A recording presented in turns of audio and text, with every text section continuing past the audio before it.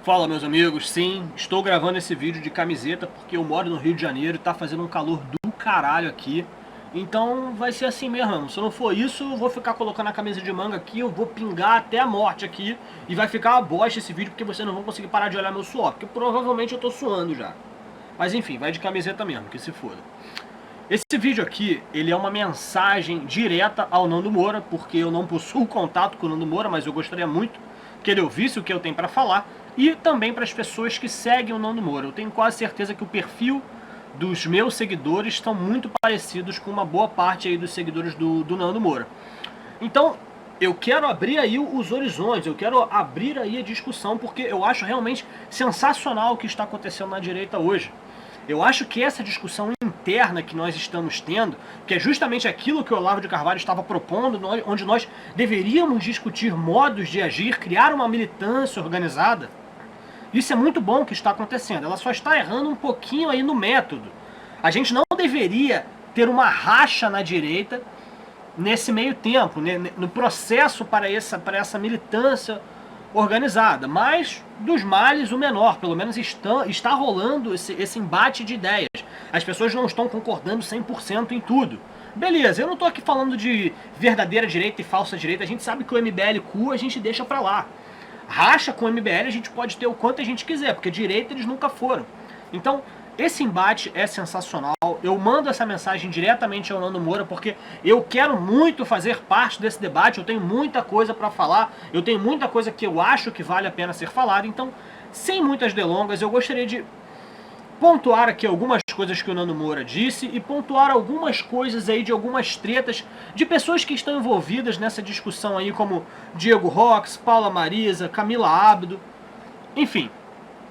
O Nando Moura, ele usou um argumento ele continua defendendo aí a CPI da Lava Toga, de que ela deve ser instaurada, que devemos ir às ruas dia 25 pela CPI da Lava Toga, e ele disse que diante das pessoas que estão criticando a eficiência da CPI da Lava Toga, ele também questionou o seguinte ponto: por que uma CPI da Lava Toga não seria algo benéfico no momento, mas a CPI do Foro de São Paulo seria? Por que a CPI do Lava Toga não iria trazer bons frutos e a CPI do Foro de São Paulo iria trazer? Quer dizer, eu até fiquei impressionado quando ele usou esse argumento, porque foi uma crítica direta aí ao professor Olavo de Carvalho. E não é todo mundo que tem coragem aí de criticar o Olavo de Carvalho, ou melhor, pessoas da direita, pessoas seguidores do Olavo de Carvalho, é bem difícil ver a gente discutindo com ele, discordando dele, porque a gente sabe que na maior parte das vezes ele tem razão. Então, ele criticou esse argumento aí dessa junção aí da CPI da Lava Toga e da CPI do Foro de São Paulo, por que uma seria efetiva e outra não. E a questão é muito simples, eu acho que o Nando Moura entendeu a questão errada. Eu não sei quem foi a pessoa que usou esse argumento contra ele, mas eu acho que ele estava se referindo ao pensamento que o Olavo de Carvalho soltou lá no último vídeo dele, num dos últimos vídeos dele. A CPI do Foro de São Paulo não é que ela seria mais eficiente do que a CPI da Lava Toga. A CPI da Lava Toga, se ela fosse instaurada, muito provavelmente ela chegaria bem perto do objetivo final, assim, de que nós gostaríamos. Seria quebrar o sigilo aí de alguns ministros do STF, descobrir uma banda podre dessa galera, e não há dúvidas. Mas o STF não é o centro do poder. O STF não é a fonte, a origem de todo o mal que está acontecendo agora no Brasil. Ele é apenas um instrumento, ele é apenas um método que é usado para se praticar o mal. Assim como é o Estado inflado e outras diversas coisas. Assim como a corrupção sistêmica que rolou na Petrobras, por exemplo. Ali, ela não era a origem de todo o mal que estava acontecendo para o Brasil. Ela era apenas um instrumento que estava sendo usado por pessoas que queriam o pior para o país, que queriam apenas atender os próprios interesses. Então, se for pra gente atacar alguma coisa, que a gente ataque a fonte, que a gente ataque exatamente a origem de todo o mal. Então, a gente vai acabar ali com o STF, vai descobrir aí o podre dessa galera e tal, mas e aí? Toda essa ideologia comunista infiltrada aí dentro das universidades públicas, por exemplo, ainda iria continuar. Daí o Nando Moura pode argumentar, não, mas aí a gente também vai atacar esse tipo de coisa. Mas a gente atacando diretamente a fonte de onde tudo isso aconteceu, a gente pode abrir os olhos de muito mais gente. A gente desvendando, colocando à tona aí diversos podres dessa galera, isso seria como quebrar a perna dessas pessoas. Então, uma CPI da Lava Toga seria menos eficiente do que uma CPI do Foro de São Paulo? Muito provavelmente não. Mas se for pra gente tentar uma CPI, que a gente pelo menos tente do melhor jeito possível para a origem do mal, que no caso seria o Foro de São Paulo. Porque a verdade é que eu, por exemplo, eu não sou contra a CPI da Lava Toga. Eu tenho minhas dúvidas se ela é realmente necessária nesse momento. Necessária eu sei que ela é, mas eu não sei se eu usaria ela agora nesse momento, como o Nando Moura e o Diego Rox, por exemplo, estão aí falando. Porque eu vi o podcast lá da Paula Marisa, que no caso é da Camila Abdo, né? Com um maluco aí que participou do impeachment, que eu sinceramente nunca tinha ouvido falar, refutando alguns argumentos aí do Diego Rox, onde ele estava lá discursando do porquê que ele é a favor da CPI da Lava Toga. E esse podcast aí no canal da Paula Marisa com a Camila Abdo, que confusão, né? O canal de uma que tá com um podcast de outra conversando com outra. É o podcast da Camila Abdo com um cara aí que participou do impeachment, discursando contra a CPI da Lava Toga no momento. Eu não sei nem qual é o nome do cara, depois vocês deem uma olhada lá. Eu acho que não faz tanta diferença, não tem tanta relevância. Mas eles usaram um argumento lá, depois eu vou entrar mais a fundo nisso, de que está rolando um boato de que a CPI da Lava Toga poderia ser corrida junto com a votação da reforma da Previdência no Senado. Porque essa CPI, pelo que eu entendi, realmente não sou um jurista, entendo tudo o quanto eu pesquiso, aonde eu vou atrás, eu busco a informação, mas eu não tenho como me aprofundar em todos os assuntos. Parece que uma CPI você pode instaurá-la tanto na Câmara dos Deputados quanto no Senado Federal. A discussão pode ser feita tanto em uma quanto em outra. Parece que a CPI da Lava Toga está para ser feita no Senado Federal, que é onde a reforma da Previdência está para ser votada. Então, as pessoas que são a favor da CPI da Lava Toga estão dizendo que a discussão da CPI da Lava Toga não vai atrapalhar a reforma da Previdência. E, pelo que eu entendi, pelo que esse cara aí, no podcast da Camila Abdo, no canal da Paula Marisa, meu Deus do céu, pelo que ele comentou, você não tem como fazer isso, porque os senadores eles não podem estar em dois lugares ao mesmo tempo. Ou eles vão fazer a discussão lá da votação da reforma da Previdência, ou eles vão lá para a CPI da Lava Toga. E aí, quem que tá certo? Quem é que pode tirar essa dúvida realmente pra gente? O cara parecia não estar mentindo, parecia saber do que estava falando. Então, realmente é uma coisa que... Essa reforma da Previdência, ela já está atrasada. Essa é a verdade. As coisas já estão se levando de uma maneira que a gente fica... Porra, esse negócio não vai ser aprovado, não? Tava lá no meio do ano esse negócio já, o nhonho lá chorando que eu aprovei a reforma da Previdência e esse treco ainda não foi aprovado de verdade. A gente tá aí para colocar 1 trilhão aí na mão do Bolsonaro. Porra, sensacional. Mas parece que esse cheque aí tá dificultando para sair. Será que realmente a CPI da Lava Toga não iria atrapalhar essa discussão? E eu não estou falando aqui porque a gente ficar com medo do Senado Federal, porque vai ter muitos investigados lá nessa CPI, então eles vão recusar a reforma da Previdência com raiva das pessoas que estão querendo a CPI da Lava Toga. Não é disso que eu estou dizendo. Esse argumentozinho bobo, quem usa é o MBL.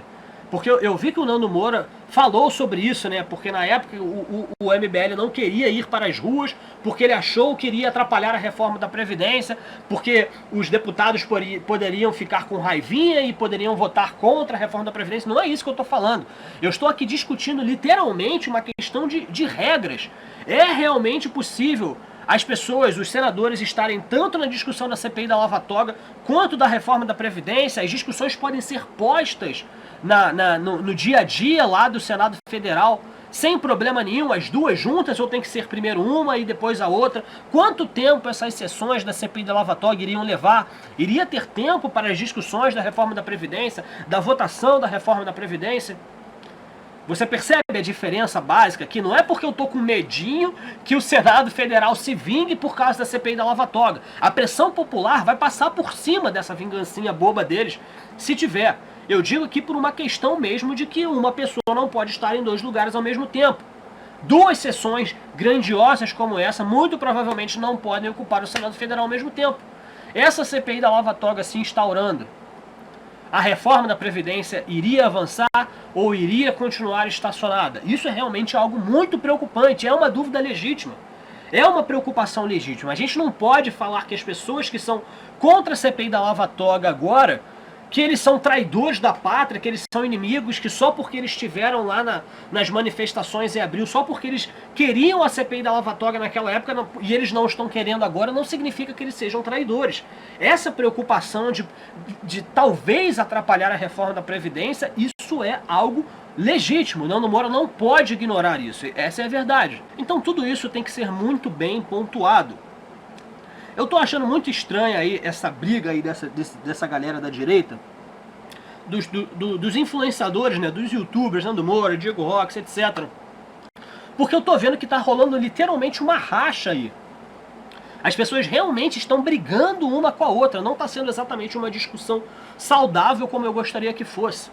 Você teve aí o Nando Moura bloqueando algumas pessoas, eu achei completamente desnecessário. A gente percebeu a decepção do Lilo Vlog com a explicação que o Nando Moura deu. Ó, eu vou te bloquear, mas eu te amo. Eu te amo, mas eu vou te bloquear. Quer dizer, o Lilo Vlog não aceitou nada bem isso. A Paula Marisa tá dando aqueles ataques histéricos lá. A Paula Marisa, que me desculpa, eu não sei se ela vai ver esse vídeo. Ela provavelmente vai me xingar depois de me ver isso, de me ver falando isso, e se me ver falando isso, né? Mas é porque a Paula Marisa, ela é muito descontrolada quando ela é confrontada. Parece que o Diego Rox chamou ela aí de mentirosa, de que ela estava trazendo fofoquinha, que não sei o que. Ela começou a gritar, ela parecia descompensada. Eu não consigo parar de lembrar daquela história dela lá com aquela Rafaela Vena, onde ela postou aqueles stories. Meu Deus do céu, que vergonha alheia que foram aqueles stories da Paula Marisa naquela época lá do Divas da Opressão. Ela realmente parecia assim completamente descontrolada. Então a Paula Marisa, ela tem que saber controlar mais os ânimos dela, meu Deus do céu. Porque senão ela perde a credibilidade, ninguém vai querer ouvir o que ela está falando. A gente sempre viu o Diego Rox muito bem centrado, muito bem fundamentado naquilo que ele diz. Ele pode estar errado em diversas coisas, não sei. Mas a verdade é que você apontar o dedo na cara dele, olha só como é que você é o MC Burrox, olha só como é que você está errado. Porra, o cara não vai nem te dar atenção. Você me posta um podcast de 1 hora no seu canal no intuito de refutar aquilo que o Diego Rox está falando, e é capaz dele nem ver isso, porque você está completamente descontrolada, está atacando, já está criando apelidinho com ele. Você não pode esperar que a pessoa venha discutir seriamente quando você já cria um apelidinho para ela. A gente faz isso com esquerdista, com pessoas que relativizam a verdade a cada 5 palavras que falam. Mas com a galera da direita, a gente tem que ter um pouco mais de jogo de cintura. A gente tem que conversar mais na moral, digamos assim, como um bom carioca gosta de dizer, né? E nesse podcast aí, inclusive, que foi postado no canal da Paula Marisa, é uma coisa que eu achei muito estranha, porque eu realmente ainda tenho dúvidas se eu apoiaria atualmente a CPI da Lava Toga ou não. Mas esse camarada aí que usou esse argumento aí que as discussões da CPI da Lava Toga e da reforma da Previdência não poderiam ser instauradas juntas no Senado Federal, esse mesmo cara, no começo do podcast dele, ele usou como uma introdução dizendo que se a discussão da CPI da Lava Toga fosse discutida na Câmara dos Deputados, ele provavelmente estaria a favor da CPI, porque o maior problema, pelo que ele estava dizendo, é que ela iria atrapalhar a reforma da Previdência. Mas, ao ouvir depois do podcast todo, percebi que, na verdade, esse não era o único problema dele com a CPI da Lava Toga. Ele tinha outros problemas com a CPI da Lava Toga. Ele disse que parece que tinha um tema central lá, porque eu sinceramente não sou jurista. Ele até faz um ataque de autoridade, né, porque ele acha que youtubers não tem que comentar sobre essas questões do país, sobre esse juridiquês, porque está fora da nossa alçada. Então ele usou de argumentos de autoridade que eu não tenho paciência para discutir isso com youtuber, que não sei o que. Então tá beleza, cara, tá tranquilo, você não precisa discutir isso com o youtuber não, mas você tem que saber que o mundo está sendo moldado de acordo com a influência que os youtubers estão fazendo. Porque se hoje existe uma direita no Brasil, é porque foram esses youtubers que disseminaram todo o conhecimento de Olavo de Carvalho, por exemplo. Mas beleza, continue menosprezando os youtubers só por causa desse termo esdrúxulo, né, youtuber. Então, ele disse que havia faltado um tema principal lá para a CPI, dizendo que, na verdade, não teria como instaurar a CPI. Ele usou um tecniquez lá, um juridiquês lá, de que não existiam todos os elementos suficientes para abrir a CPI da Lava Toga e ela seria um desperdício de tempo e dinheiro. Mas no começo do vídeo, no começo do podcast, ele disse que se essa CPI acontecesse na Câmara dos Deputados, ele muito provavelmente seria a favor. Mas como que ele seria a favor de uma CPI se ele sabe que essa CPI não andaria para frente? Vocês percebem a falta de coerência? O que me leva a crer que certas pessoas não estão sendo completamente sinceras nos seus discursos. Eu vou repetir aqui. Eu ainda não sei se eu apoiaria a CPI da Lava Toga. No momento. É óbvio que eu quero ver essas pessoas investigadas. Não há dúvidas disso.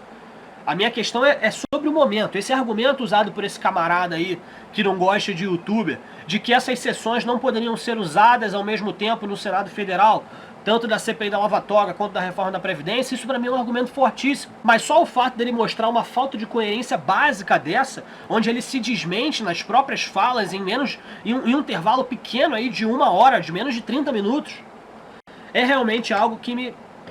Aí ele começa a usar o argumento de autoridade também, sabe? Eu sou o cara que estudou isso, então eu não vou conversar disso com o YouTube. Quando eu vejo esse tipo de gente falando, quando eu vejo esse tipo de gente falando com falta de humildade, eu sei que essas pessoas são muito cheias de si.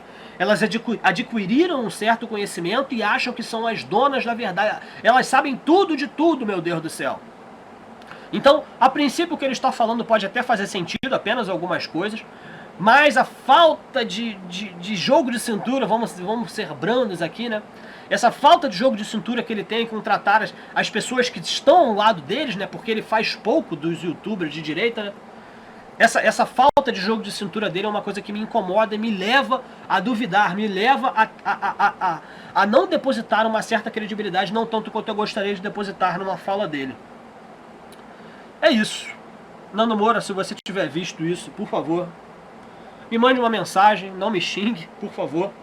Eu sinceramente não acho que você vá ver esse vídeo, mas se ver vou gostar muito. Se vocês puderem compartilhar esse vídeo a ponto de chegar nele, porque eu acho que está rolando muita telefone sem fio e as informações estão desencontradas. Muitas pessoas estão atacando argumentos que não são necessariamente verdadeiros, porque, eu não sei, eu tô vendo uma certa falta de coerência, tá faltando uma certa sincronia na discussão das pessoas. Por esse vídeo é isso, meus amigos, tenho certeza que ele já tá grande pra caralho, não sei nem quantos minutos ele ficou. Por esse vídeo é isso, vocês fiquem com Deus, não se esqueçam de compartilhar, é o que eu peço a vocês, e até mais.